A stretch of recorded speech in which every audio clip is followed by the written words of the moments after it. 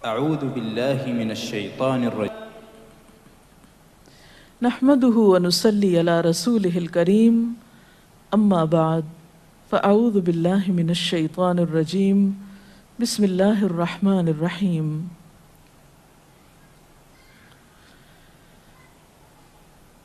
ایک پاکیزہ معاشرہ اسی وقت وجود میں آ سکتا ہے جب خاندانی نظام مضبوط ہو، اور خاندانی نظام کی مضبوطی کا انحصار شوہر اور بیوی کے باہمی تعلقات پر ہوتا ہے. دونوں کے درمیان جب تک باہم موافقت نہ ہو، دونوں ایک دوسرے کے حقوق کا خیال نہ رکھیں، اس وقت تک خاندان کے اندر خوشی، راحت، سکون پیدا نہیں ہو سکتا. تو آئیے ہم دیکھتے ہیں کہ اسلام شوہر اور بیوی کو ایک دوسرے کے حقوق کی ادائیگی کے لیے کیا حکم دیتا ہے. سب سے پہلے شوہر کی ذمہ داریوں پہ بات کریں گے اور عورت کے حقوق پر. قرآن پاک میں اللہ سبحانہ وتعالی نے شوہر اور بیوی دونوں کو ایک دوسرے کا لباس بتایا ہے. ارشاد باری تعالیٰ ہے، ہن لباس لکم وانتم لباس لہن، وہ تمہارا لباس ہیں اور تم ان کا لباس ہو. اور لباس انسان کے لیے حفاظت، زیب و زینت اور سکون کا باعث ہوتا ہے. انسان اپنے لباس سے پہچانا جاتا ہے. انسان اپنے لباس کی کیئر کرتا ہے، اس کی حفاظت کرتا ہے، نگہداشت کرتا ہے، اس کے بارے میں کانشیس ہوتا ہے، اس سے غافل نہیں ہوتا، کیونکہ وہ اس کی شخصیت کو خوبصورت بناتا ہے. اور اگر لباس اچھا نہیں تو شخصیت داغدار ہو جاتی ہے. تو جس طرح لباس اور جسم کا باہم تعلق ہے، ایک مضبوط تعلق، قریبی تعلق، اسی طرح شوہر اور بیوی کا بھی باہم ایک مضبوط قریبی تعلق ہوتا ہے. اس لیے دونوں جب تک ایک دوسرے کے حقوق ادا نہ کریں، دونوں ایک دوسرے کا خیال نہ رکھیں، تو کوئی بھی خوشگوار خاندان جنم نہیں لے سکتا. تو آئیے دیکھتے ہیں کہ اس سلسلے میں اسلام کی تعلیمات کیا ہیں. سب سے پہلے شوہر کو یہ تلقین کی گئی کہ وہ بیوی کے ساتھ اچھا سلوک کرے.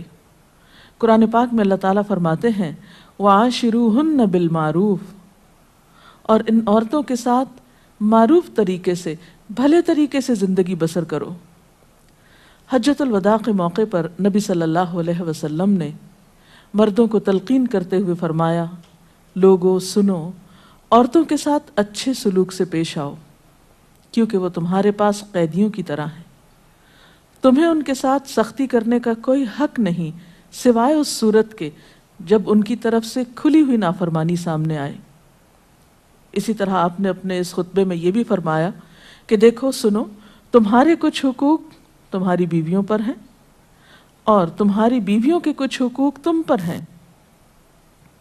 تمہارا حق ان پر یہ ہے کہ وہ تمہارے بستروں کو ان لوگوں سے نہ روندوائیں جن کو تم ناپسند کرتے ہو، اور تمہارے گھروں میں ایسے لوگوں کو نہ آنے دیں جن کا آنا تمہیں ناگوار ہو. اور سنو، ان کا تم پر یہ حق ہے کہ تم انہیں اچھا کھلاؤ اور اچھا پہناؤ. اسی طرح اسلام شوہر کو یہ حکم بھی دیتا ہے کہ وہ بیوی کے ساتھ خوش گمان رہے. اور اگر دیکھا جائے تو انسانی گمان اور انسانی سوچ انسان کے عمل کی بنیاد بنتی ہے. آپ کسی کے ساتھ بھی اچھا سلوک اسی وقت کر سکتے ہیں جب آپ اس کے بارے میں حسن ظن رکھتے ہوں، اس کے بارے میں اچھی سوچ رکھتے ہوں، اس کے لیے برا نہ چاہتے ہوں. اسی لیے ہم دیکھتے ہیں کہ قرآن پاک میں اللہ سبحانہ وتعالیٰ تنقین فرماتے ہیں کہ فَإِن كَرِهْتُمُوهُنَّ فَعَسَىٰ أَن تَكْرَهُوا شَيْئًا وَيَجْعَلَ اللَّهُ فِيهِ خَيْرًا كَثِيرًا، کہ اگر وہ تمہیں کسی وجہ سے ناپسند بھی ہوں تو ہو سکتا ہے کہ ایک چیز تمہیں پسند نہ ہو، مگر اللہ تعالیٰ نے اسی میں تمہارے لیے بہت کچھ بھلائی بنا رکھی ہو.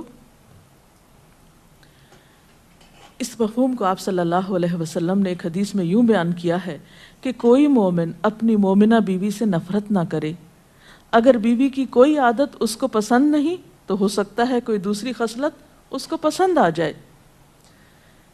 اسی طرح بیوی کے ساتھ عفو و درگزر کی روش اختیار کرنے کا بھی حکم دیا گیا ہے، کیونکہ گھر میں 100 معاملات ایسے ہو سکتے ہیں جن میں دونوں کو ایک دوسرے سے اختلاف ہو، یا ایک دوسرے کی کوئی بات ناپسند ہو، یا ایک دوسرے کی طرف سے کچھ زیادتی ہو۔ تو ایسی صورت میں جب تک معاف کرنے کی روش پر عمل نہ کیا جائے بہتری نہیں ہو سکتی، کیونکہ انسان تو خطا کا پتلا ہے، غلطی تو اس سے ہوگی۔ اس لیے قرآن پاک میں خاص طور پر اہل ایمان کو حکم ہے، یا ایھا الذین آمنوا ان من ازواجکم و اولادکم عدوا لکم، اے لوگو جو ایمان لائے ہو، تمہاری بعض بیویاں اور اولاد تمہارے دشمن ہو سکتے ہیں، فاحذروہم، ان سے محتاط رہو، وَإِن تَعْفُوا وَتَصْفَحُوا وَتَغْفِرُوا فَإِنَّ اللَّهَ غَفُورٌ رَحِيمٌ، پھر اگر تم معاف کر دو، بخش دو، عفو درگزر سے کام لو، تو بے شک اللہ تعالیٰ بھی غفور الرحیم ہے۔ معاف کرنے کے لیے یہاں پر 3 الفاظ ایک جگہ پر استعمال ہوئے ہیں، تعفو، تصفحو، تغفرو۔ اس سے آپ اندازہ لگا سکتے ہیں کہ کس قدر تاکید ہے معاف کرنے کی، اور ایک اچھا گھرانہ معاف کیے بغیر ایک دوسرے کو وجود میں آ ہی نہیں سکتا۔ نبی صلی اللہ علیہ وسلم نے خاص طور پر عورت کے ساتھ اچھے سلوک کی تلقین کرتے ہوئے فرمایا، عورتوں کے ساتھ اچھا سلوک کرو، عورت پسلی سے پیدا کی گئی ہے، اور پسلیوں میں سب سے زیادہ اوپر کا حصہ ٹیڑھا ہے، اس کو سیدھا کرو گے تو ٹوٹ جائے گی، چھوڑ دو گے تو ٹیڑھی رہے گی، بس عورتوں کے ساتھ اچھا سلوک کرو۔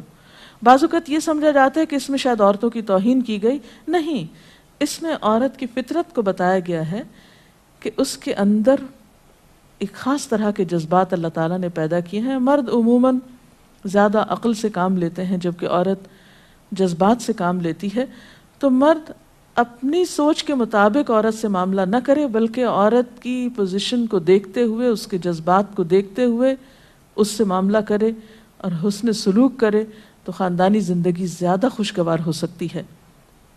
پھر اسی طرح بیوی کے ساتھ خوش اخلاقی کا برتاؤ کرنے کا حکم دیا گیا۔ آپ صلی اللہ علیہ وسلم نے فرمایا، کامل ایمان والے مومن وہ ہیں جو اپنے اخلاق میں سب سے اچھے ہیں، اور تم میں سب سے اچھے لوگ وہ ہیں جو اپنی بیویوں کے حق میں سب سے اچھے ہیں۔ ہمارے ہاں تو اس شخص کو زن مرید کہا جاتا ہے جو بیوی کے ساتھ اچھا سلوک کرتا ہو، حالانکہ اللہ کے رسول صلی اللہ علیہ وسلم کے نزدیک سب سے اچھا مومن وہ ہے جو بیوی کے حق میں خوش اخلاقی برتتا ہے۔ یعنی کسی انسان کی خوش اخلاقی کا ثبوت اس سے نہیں دیا جائے گا کہ وہ اپنے گھر سے باہر کس کے ساتھ کیسا ہے، بلکہ یہ دیکھا جائے گا کہ وہ گھر کے اندر کیسا سلوک کر رہا ہے اپنے قریب ترین انسان کے ساتھ۔ حضرت عائشہ رضی اللہ تعالی عنہا فرماتی ہیں کہ میں نبی صلی اللہ علیہ وسلم کے ہاں گڑیوں سے کھیلا کرتی تھی، میری سہیلیاں بھی میرے ساتھ کھیلتی، جب نبی صلی اللہ علیہ وسلم تشریف لاتے تو سب ادھر ادھر چھپ جاتی، آپ ڈھونڈ ڈھونڈ کر ایک ایک کو میرے پاس بھیجتے تاکہ وہ میرے ساتھ کھیلیں۔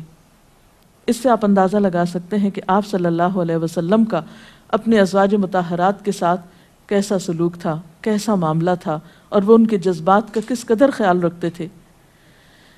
اسی طرح شوہر کی ذمہ داریوں میں سے یہ ذمہ داری بھی ہے کہ وہ بیوی کو خوش دلی سے نان نفقہ دے، اس کی ضروریات پوری کرے۔ اس سے نہ صرف یہ کہ دنیاوی اعتبار سے وہ اپنی ذمہ داری پوری کرے گا، بلکہ آخرت کے اعتبار سے بھی وہ بہترین اجر و ثواب کا مستحق ہوگا۔ نبی صلی اللہ علیہ وسلم نے فرمایا، ایک دینار وہ ہے جو تم نے اللہ کی راہ میں خرچ کیا، ایک وہ ہے جو تم نے کسی غلام کو آزاد کرنے میں خرچ کیا، ایک وہ ہے جو تم نے کسی فقیر کو صدقے میں دیا، اور ایک وہ ہے جو تم نے اپنے گھر والوں کو صدقے میں دیا، یعنی اپنی بیوی کو کھلایا، اس کی ضروریات پوری کرنے پہ لگایا۔ ان میں سب سے زیادہ اجر و ثواب اس دینار کے خرچ کرنے کا ہے جو تم نے اپنے گھر والوں پہ خرچ کیا۔ وہ لقمہ جو شوہر اپنی بیوی کو کھلاتا ہے وہ شوہر کے حق میں صدقہ لکھا جاتا ہے، یعنی فریضے کی ادائیگی تو اپنی جگہ، لیکن اس کا خرچ کرنا اس کے لیے باعث ثواب ہے اس مد میں۔ پھر اسی طرح بیوی بچوں کی دینی تعلیم و تربیت یہ بھی شوہر کی ذمہ داری. قرآن پاک میں اللہ تعالیٰ فرماتے ہیں یا ایھا الذین آمنوا قوا انفسکم واہلیکم نارا، اے لوگو جو ایمان لائے ہو اپنے آپ کو اور اپنے گھر والوں کو آگ سے بچاؤ. قرآن پاک میں نبی صلی اللہ علیہ وسلم کے ذریعے امت کو حکم دیا گیا ہے وَأْمُرْ أَهْلَكَ بِالصَّلَاةِ وَاصْطَبِرْ عَلَيْهَا کہ اپنے گھر والوں کو نماز کا حکم دو اور خود بھی اس کی پابندی کرو. اسی طرح بیوی کے لیے بھی کچھ احکامات ہیں، بیوی کی بھی کچھ ذمہ داریاں ہیں جو اسے شوہر کے حق میں پوری کرنا ہے. پہلی ذمہ داری یہ کہ بیوی خوشی کے ساتھ شوہر کی اطاعت کرے. قرآن پاک میں نیک عورتوں کی صفت یہ بتائی گئی ہے فَالصَّالِحَاتُ قَانِتَاتٌ، نیک عورتیں فرما بردار ہوتی ہیں، ایک طرف اللہ کی اطاعت گزار اور دوسری طرف شوہر کی اطاعت گزار. شوہر کی اطاعت کے بارے میں ایک حدیث میں آتا ہے آپ صلی اللہ علیہ وسلم نے فرمایا 2 قسم کے لوگ ایسے ہیں کہ جن کی نمازیں ان کے سروں سے اوپر نہیں جاتی. ایک وہ غلام جو اپنے آقا سے بھاگ جائے جب تک کہ واپس نہ آئے، اور دوسرے وہ بیوی جو اپنے شوہر کی نافرمانی کرے جب تک کہ نافرمانی سے باز نہ آ جائے. یہاں تک حکم ہے کہ بیوی شوہر کے معاملے میں کسی دوسرے کی بات نہ مانے.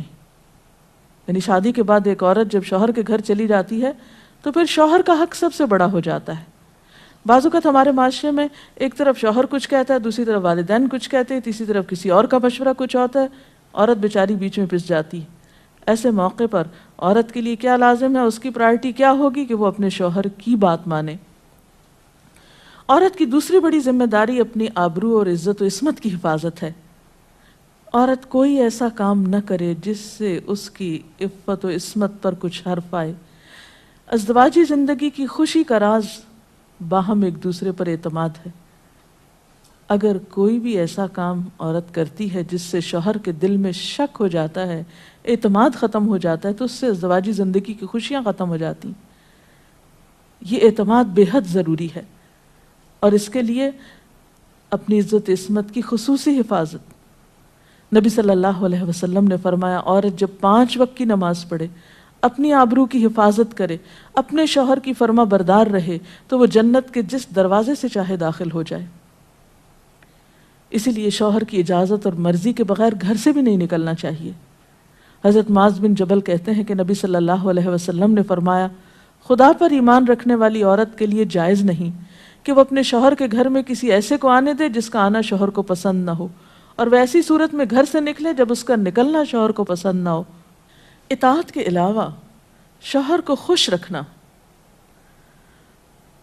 یہ بھی بے حد ضروری ہے. نبی صلی اللہ علیہ وسلم نے فرمایا جس عورت نے اس حال میں انتقال کیا کہ اس کا شوہر اس سے خوش تھا تو وہ جنت میں داخل ہوگی. اور عموماً کسی کی خوشی کے لیے انسان اپنے جذبات کی قربانی دیتا ہے، بعض اوقات اپنی سوچ کی قربانی دیتا ہے، بعض اوقات اپنے کسی اور راحت و آرام کی قربانی دیتا ہے. تو ایک عورت جب اپنے شوہر کو خوش کرتی ہے تو جواباً اس کے لیے خوشی پلٹتی ہے.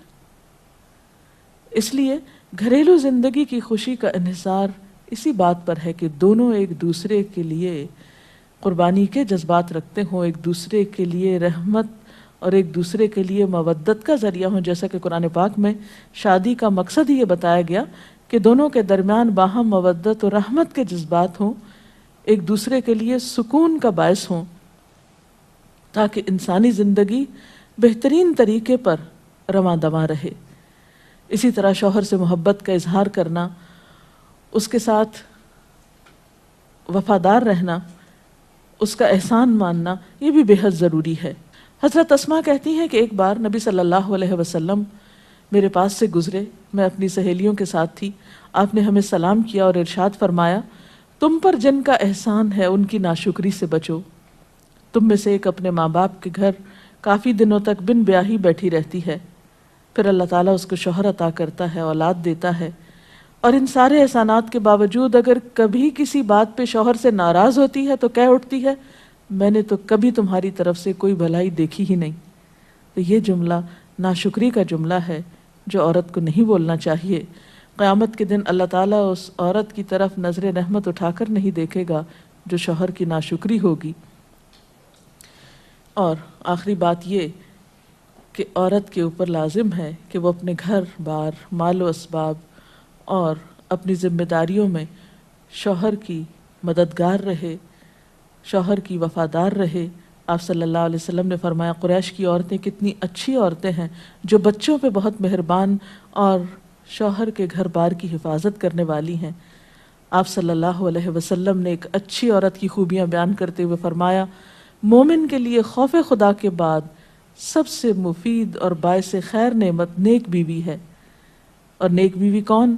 جب وہ شوہر اسے کسی کام کے لیے کہے تو خوشی سے کر دے، جب اس پہ نگاہ ڈالے تو اسے خوش کر دے، جب اس کے بھروسے پہ قسم کھائے تو وہ اس کی قسم پوری کر دے، جب وہ کہیں چلا جائے تو اس کے پیچھے اپنی عزت و آبرو کی حفاظت کرے، اور شوہر کے مال و اسباب کی اور ان سب چیزوں کی نگرانی میں شوہر کی خیرخواہ اور وفادار رہے، اور اس کے ساتھ ساتھ اپنی صفائی، زیبائش اور سلیقہ مندی کا بھی ثبوت دے۔ اس سلسلے میں اگر آپ کے ذہن میں مزید کچھ سوالات ہوں تو آپ کر سکتے ہیں۔ اگر والدین اور شوہر دونوں میں سے کسی ایک کی بات ماننے کا جیسے وقت ہو تو پھر کس کی بات پہلے مانی چاہیے؟ شادی کے بعد شوہر کی بات ماننا زیادہ ضروری ہے بنسبت کسی اور کے، کیونکہ واضح طور پر آتا ہے کہ عورت شوہر کے معاملے میں کسی دوسرے کی بات نہ مانے۔ اگر شوہر کوئی ایسا حکم دے جو کہ شریعت کے خلاف ہو تو کیا اس کا حکم ماننا چاہیے؟ شریعت دین کے خلاف؟ یہ تو ایک اصول ہے لا طاعۃ لمخلوق فی معصیۃ الخالق، کہ کسی مخلوق کی یعنی کسی انسان کی اطاعت جائز ہی نہیں جہاں اللہ کی نافرمانی ہو رہی ہو۔ یہ تو ایک واضح اور طے شدہ بات ہے، اس لیے جہاں اطاعت کی بات ہوگی وہ معروف میں ہوگی، نیکی اور بھلائی کے کاموں میں ہوگی، شر میں اور برائی میں نہیں ہوگی۔ اگر کسی کا شوہر ناراض اس کا انتقال ہو جائے، وہ ناراض ہو اس کا انتقال ہو جائے، ایسی بیوی کیا کرے؟ بعد میں شوہر کے لیے دعا مغفرت کرے، اس کی طرف سے صدقہ خیرات کرے تو انشاءاللہ اللہ تعالیٰ معاف کرنے والا ہے۔ ڈاکٹر صاحبہ، اگر ایک پارٹنر اپنے حقوق، اپنے فرائض پورے کرتا ہے لیکن دوسرا جو ہے وہ نہیں کر رہا، تو اس صورت میں پھر کیا رویہ ہونا چاہیے؟ اس میں یہ کہ حسن سلوک کے ساتھ دوسرے شخص کو توجہ دلانی چاہیے کہ وہ اپنے حقوق پورے کرے، کیونکہ تالی دونوں ہاتھوں سے بجتی ہے۔ ایک شخص کب تک اچھا سلوک کر سکتا ہے اگر دوسری طرف سے اچھا سلوک نہ ہو؟ لیکن یہ یاد رکھیے کہ انسان بد اخلاقی کے ساتھ نہ کسی کا دل جیت سکتا ہے، زور زبردستی کے ساتھ کسی سے اپنے حقوق نہیں منوا سکتا۔ وقتی طور پہ ہو سکتا ہے کوئی پریشرائز ہو جائے، لیکن کسی کے دل میں اپنی جگہ نفرت یا سختی سے نہیں بنائی جا سکتی، محبت کے ساتھ ہی بنتی ہے۔ اس لیے صبر سے کام لینا چاہیے، اس معاملے میں جلد بازی نہیں کرنی چاہیے، اور دوسرے کو اپنے اخلاق کے ساتھ درست کرنے کی کوشش کرنی چاہیے، کیونکہ شوہر اور بیوی کا باہم تعلق جو ہے وہ بنیادی طور پر ہے ہی محبت کا تعلق۔ اگر شوہر دینی تعلیم کو اہمیت نہیں دیتا لیکن بیوی اسے حاصل کرنا چاہتی ہے تو ایسے میں بیوی کو کیا کرنا چاہیے؟ اب دیکھیے کہ دین کی تعلیم تو یہی ہے کہ طلب العلم فریضۃ علی کل مسلم، علم حاصل کرنا ہر مسلمان پر فرض ہے۔ اس میں جیسے مرد کا حق ہے علم حاصل کرنے کا، ایسا ہی عورت کا بھی حق ہے، کیونکہ علم کے بغیر تو زندگی اندھیر ہے۔ نہ انسان دنیا میں صحیح طور پر زندگی بسر کرتا ہے اور آخرت میں بھی وہ کیسے حساب کتاب دے سکتا ہے جب اس کو پتہ ہی نہیں کہ اس کی ذمہ داریاں کیا ہیں، اسے کیا کرنا چاہیے اور کیا نہیں کرنا چاہیے۔ تو اس لیے اسلام نے ایسے معاملے میں عورت کو حق دیا ہے کہ وہ اپنا حق لے سکتی ہے، یعنی اگر شوہر نہیں بھی راضی تو وہ دینی علم حاصل کر سکتی ہے جس پر اس کی دنیا اور آخرت کی فلاح کا انحصار ہے۔ اگر شوہر دوسری شادی کرنا چاہے اور اپنی پہلی بیوی سے اجازت لینا کیا اس پہ فرض ہے؟ نہیں، فرض نہیں۔ السلام علیکم میڈم جو نان نفقے کا ذکر کیا ہے نا کہ ذمہ داری شوہر پہ ہے، تو وہ جی ہاں، کس حد تک ذمہ دار ہے؟ مطلب کہاں تک دے سکتا ہے؟ کوئی لمٹ ہے اس کی کہ اتنا کماتا ہے تو اتنا دے سکتا ہے؟ نہیں، اصل میں اس میں کوئی حساب کتاب تو نہیں کیا گیا، ہر ایک کو اس کی حیثیت کے مطابق دینا ہوتا ہے۔ جو وسعت والا ہے وہ زیادہ خرچ کرے گا، جو کم حیثیت والا ہے وہ اپنی حیثیت کے مطابق کرے گا، لیکن بنیادی ضروریات بیوی بچوں کی پورا کرنا شوہر کی ذمہ داری ہے، جس میں تعلیم، رہائش، خوراک، لباس، دوا، علاج، معالجہ، یہ سب شوہر کی ذمہ داری۔ ڈاکٹر صاحب آپ نے کہا کہ یہ باہم اعتماد کا رشتہ ہے میاں بیوی کا۔ اب میاں تو بیوی پہ اعتماد کرتا ہے، اگر بیوی کو اس پہ نہیں اعتماد ہے کہ وہ کچھ چھپاتا ہے یا کچھ نہیں بتاتا ہے، تو بیوی کو کہاں تک اجازت ہے کہ وہ اس بات کو کریدے، اس سے پوچھے؟ میرا خیال ہے کہ بعض اوقات معاملات کریدنے سے اور زیادہ خراب ہوتے ہیں، اور بعض اوقات انسان بلا وجہ کسی وہم کا شکار ہوتا ہے، شیطان وسوسے ڈالتا ہے اور انسان کو غمگین اور پریشان رکھتا ہے۔ تو اس میں یہ ہے کہ انسان کو تجسس کرنے سے منع کیا گیا ہے، کیونکہ اس سے حاصل کچھ نہیں ہوتا، اور انسان کے ظاہر پر ہی معاملہ کرنا چاہیے اس سے۔ اس کے ساتھ ہی آج کے پروگرام کا وقت ختم ہوتا ہے، اب اجازت چاہتے ہیں۔ السلام علیکم ورحمۃ اللہ وبرکاتہ۔ اللہ اکبر، اللہ اکبر، لا الہ الا اللہ، واللہ اکبر، اللہ اکبر وللہ الحمد۔